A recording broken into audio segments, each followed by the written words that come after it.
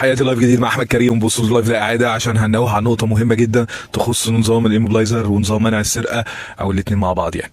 طيب النهارده هنتكلم عن اكتر الطرق اللي بيحصل فيها سرقه، حصلت لي وحصلت لاصحابي وحصلت لكم، ويا ريت انتوا تاكدوا علينا اذا كانت السرقه ديت حصلت ليكوا ولا حاجه، لان الناس بتهتم بالكومنتات لما بتشوف الموضوع متكرر يعني. ويا ريت تعرفوا كل الناس المشاكل اللي بتحصل بسبب سرقه العربيه من الداخل يعني. طيب انا من ضمن المشاكل من حوالي 5 سنين كنت ماشي ناحيه التجمع الخامس قريب من الرحاب، واحد شال عليا بيضه، المفروض اللي هو لا اراديا اول ما حد يرمي عليك بيضه وبيضه تتكسر بتلاقي نفسك بتشغل المساحات وبتشغل معاها ميه عشان تفرد عشان تمشي البيض من على الازاز، ولكن اللي بيحصل العكس، ان البيض بيتفرش على الازاز وتبقى شايف خالص والصوره بتبقى ضبابيه بالنسبه لك، فبتضطر ان انت تنزل من العربيه. ودي طريقه اللي هو يوقفك في الشارع، او حتى لو ما نزلتش هو هيوقفك عشان يعرف يثبتك وياخد منك العربيه ديت. اول طريقه. تاني طريقه، انا كنت في مره على طريق اسكندريه الصحراوي راكن بعد حازم حسن ناحيه منصور شوفوليه، والعربيه اتسرق منها اللابتوب بسبب انا كنت سايبه ورا الكرسي، بس مع المشي طلع من ورا الكرسي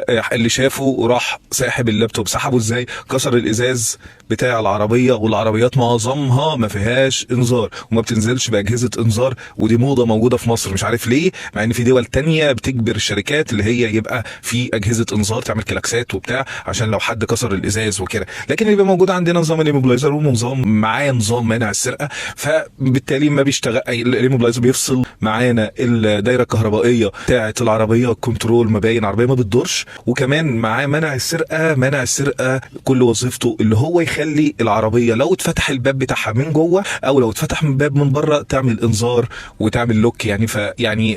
مع نظام ايموبلايزر في بعض العربيات، وبعض العربيات ما بتعملش اللوك ده. فنظام منع السرقه تمام لوحده فاشل، نظام الايموبلايزر لوحده فاشل، بيحمل العربيه بس اللي هي ما تدورش وتمشي. فانا شايف اللي هو الموضوع كله على بعضه يعني ايه فاشل. لازم يبقى في اجهزه انذار بتركب جوه العربيه بحيث اللي هي تخلي العربيه او حد كسر الازاز تحس بيه، او حد لو شال العربيه من على الارض تحس بيه، تعمل صوت وبتاع وكده وتلم الناس عليه يعني.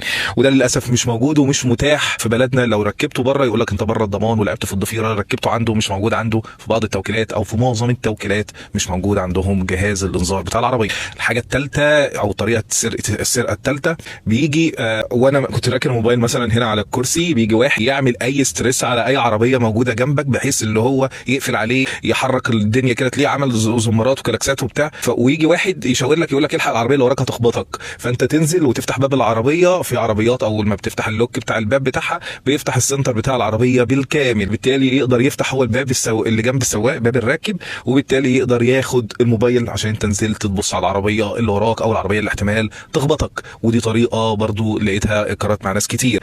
طيب الطريقه الرابعه والاخيره كان، ودي مشهوره جدا، بيبقى انت ماشي ماسك الموبايل بتتكلم في التليفون. انا دلوقتي على كرسي السواق بس الشاشه ممكن تبقى مقلوبه عندك. انا بتبقى ماسك الموبايل بتتكلم بايدك الشمال عشان ايدك اليمين لو العربيه ماني ولا عمال بتغير في الغيارات، او ماسك الدركسيون بايدك اليمين يعني. المهم يعني ايه، ماسك الموبايل بايدك الشمال، ويجي واحد بموتوسيكل من اليمين مثلا ويروح قايل لك ايه، يعمل اي حركه كده مثلا، يدي لك كلاكسات، وسع يا باشا، اركن على جنب، وسع لي كده سكه، اديني سكه يا باشا، فانت تبص عليه يجي التاني من على شمالك الناحيه الثانيه يروح خاطف الموبايل من على ودانك، او لو انت سايبه طب دي حصلت مع كذا حد انا اعرفه، ما حصلش معايا انا شخصيا بس حصلت مع كذا حد انا اعرفه. يا ريت يا جماعه اللي عنده امر بمشكله من المشاكل ديت يقول لنا على الطرق باستمرار الجديده واللي موجوده، ولو في طريقه من الطرق اللي احنا قلناها دي اكد عليها. ويا ريت تعرفوا الناس كل الانواع، كل المشاكل اللي ممكن تقابلهم من انواع السرقه عشان خاطر يخلي بالهم ومحدش يتعرض لسرقه خالص ان شاء الله، ونقضي عليها في الايام اللي جايه. يلا اشوفكم بخير وهتابع كومنتاتكم. مع السلامه.